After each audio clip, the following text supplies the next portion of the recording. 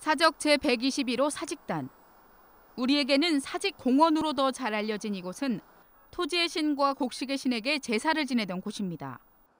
종묘사직이라는 말처럼 종묘와 더불어 사직단은 조선시대 국가 존립의 상징적 공간입니다. 조선을 건국한 태조 이성계 왕이 농본주의 사회인 조선을 새롭게 개국한다는 의미에서 북태민한 사직단 대례를 지내면서 국민들의 뜻을 이렇게 하나로 화합했다는 의미로서 역사문화적 의의를 찾을 수 있다고 생각합니다. 사직단은 일제강점기를 거치면서 조선 총독부가 제사를 중단하고 공원을 조성했습니다. 광복 이후에도 경제개발 논리에 밀려 정문을 2번이나 옮겼고 각종 근대시설물이 자리 잡게 됐습니다. 지난해 4월 29일 국회에서 사직단 복원 촉구 결의안이 통과됐고 이날 국회는 사직단 주변 시설물을 철거하고 원형을 복원해 유네스코 세계문화유산 등재까지 추진하겠다는 입장을 밝혔습니다.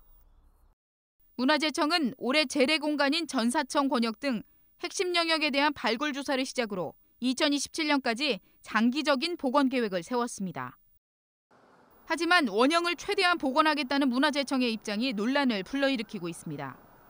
원형 복원을 위해서는 주변의 도서관과 공공기관을 철거해야 하고 정문의 경우 원위치에서 14m나 밀려 있어 주변 건물을 철거해도 원형 복원이 쉽지 않은 상황입니다.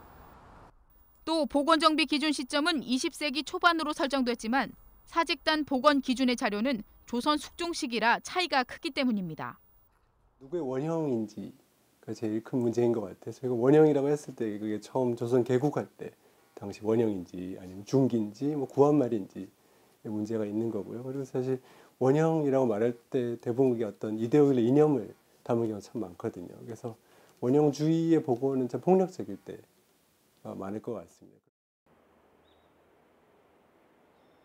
이곳이 가장 먼저 정비 복원 사업이 진행될 재래, 재관의 기능이 집약된 공간입니다. 이 공간을 복원하는 데는 큰 이견은 없습니다. 하지만 복원 사업이 논란이 되고 있는 것은 2단계부터입니다. 2단계 사업이 진행되면 종로도서관과 시립어린이도서관을 철거해야 되기 때문입니다. 문화재청의 사직단 복원정비 사업 계획을 보면 이 공간에 차폐수림을 식재해 사직단 재래시설과 공간을 외부로부터 시각적으로 구분할 계획을 밝혔습니다. 이에 주민들은 사직단의 가치만큼이나 도서관들의 역사적 가치도 중요하다며 철거를 반대하고 나섰습니다. 종로도서관은 우리나라 최초로 개인이 만든 도서관이에요. 그리고 시립어린이도서관은 우리나라 최초의 시립어린이도서관이고 그 전에는 전쟁고아들을 보호했던 시설이고 또 시립어린이병원이었던 자리고 이렇게 어린이들하고의 여러 가지 관계가 굉장히 많은 그런 건물이라는 거죠. 이 건물 자체가. 근데 그런 것을 사직단 복원이라는 것 때문에 이것을 없앤다라고 하는 것은 단지 역사가 조선시대의 것만 역사고 그 이후의 것은 역사가 아닌 것처럼 이렇게 얘기를 하고 있는 것이 굉장히 좀 안타까워요. 사직단 복원 사업에 들어가는 총 예산은 450억가량입니다. 하지만 소요 예산 비용 자료 어디에서도 도서관 등 공공시설물의 대체 부지 확보와 신축 비용은 찾아볼 수 없습니다. 철거와 폐기물 처리 비용만이 잡혀 있는 것을 볼 수 있습니다. 문화재청은 대체 부지 확보나 이전 비용의 경우 문화재청이 지원할 수 있는 예산이 아니기 때문에 별도로 관계기관 쪽에서 예산을 확보하고 대체 부지를 마련해야 하는 상황이라고 말했습니다. 복원사업 1영역에 포함되어 주민센터 이전을 준비해야 하는 종로구청은 난감한 입장입니다. 이 구청의 생각은 일단 1단계에 포함되어 있는 사직동 주민센터라든가 이런 것은 당연히 이전 부지를 그전 법에 의해서 마련해 줘야 되는 거고 건립비도 해가지고 그 사용하는 주민들이 피해가 없는 조치를 해줘야 되는 것이죠.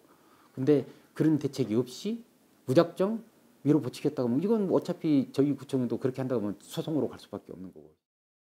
종로구청에서는 공청회 단계부터 이의를 제기하고 정식 공문을 보내서 대책 수립을 요구했지만 소통을 할 수 없었다고 말합니다. 문화재청에서는 복원정비계획 수립 단계에서 관계 전문가와 관계기관, 주민들과의 공청회를 통해 의견을 들었다고 이야기하고 있습니다. 그리고 최근 공개된 사직단 복원정비 계획 관련 문화재위원회 속기록 자료를 보면 복원사업에 제외된 매동초등학교 역시 원형 복원을 위해서 없어져야 하는 시설로 나타나 있습니다. 문화재청은 문화재위원 중 한 분의 발언일 뿐 공개된 계획 외에 다른 계획은 없다고 밝히고 있지만 갈등은 계속되는 양상입니다. 이렇게 논란이 가중되면서 문화재청은 일단 핵심 영역만 복원하고 나머지 영역은 추후에 논의하겠다는 입장이며 관계 전문가의 자문, 주민과 관계기관 간담회를 통해 지속적으로 갈등을 풀어나갈 예정이라고 밝혔습니다. 주민들은 문화재청이 원론적인 설명만 하는 것이 아니라 복원 사업에 대한 자료를 투명하게 공개하고 지금부터 주민과 전문가 등이 참여한 협의체를 구성하자는 입장입니다. 주민과의 협의가 아닐까 싶어요. 그러니까 뭔가를 복원을 하게 되면 그 관광객들을 위한 게 아니고 사실 주변에 사시는 분들을 먼저 생각을 해야 되는 거기 때문에 그분들이 사직단 바로 옆에 있다는 굉장히 중요한 자산일 수 있지 않습니까? 그래서 복원을 하더라도 어떻게 보면 이분들이 사직단의 원래 의미를 체득할 수 있는 그런 좋은 기회라고 생각이 되는데, 그래서 그냥 어떤 원형의 형태만 생각하지 말고 좀 주민들과 잘 이렇게 맞춰가면서 사직단이 단순하게 이제 그 재를 올리는 그런 공간, 닫힌 공간, 문화재로서의 어떤 그런 의미도 있겠지만 실제 우리 아이들이 그 사직단을 바라보면서 사직단의 의미에 대해서 생각하고 어린이 도서관을 몰아내는 게 아니고 어린이 도서관을 찾는 학생들이 사직단에 대해서 한 번 더 생각하고 공부할 수 있는 그런 함께 가는 공간이 됐으면 좋겠다라는 생각입니다. 3월 중순이면 사직단의 외곽 노후 담장 정비 공사를 시작으로 전사청 권역 발굴 조사가 시작됩니다. 논란 속에 시작되는 복원 사업. 문화재청이 철거 이전해야 하는 시설물에 대해서 주민, 관계기관과의 충분한 대화를 통한 대책을 마련해야 할 것입니다. 왕이 사직단에서 제사를 지낸다는 의미는 국민들이 편안해졌으면 하는 바람을 담았습니다. 민본주의적인 공간이 사직단을 복원하는 과정에서도 사직단이 가지는 참뜻도 다시 생각해봐야겠습니다. TBS 김지수입니다.